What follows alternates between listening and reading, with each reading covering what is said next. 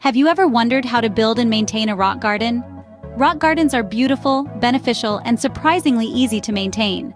They add a unique aesthetic appeal to any space, transforming it into a serene oasis. Stay tuned as we delve into the process of building and maintaining rock gardens. Building a rock garden isn't as daunting as it sounds. It all begins with finding the right spot. A location with good sunlight and drainage is ideal.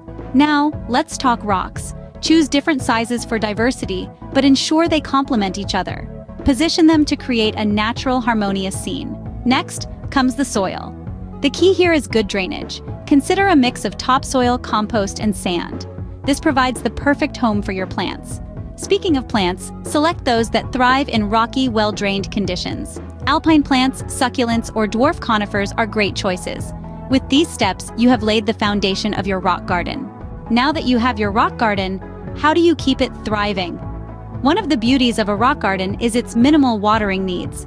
Unlike traditional gardens, rock gardens require less water, making them a sustainable choice for gardening enthusiasts. However, even these low-maintenance landscapes need some care.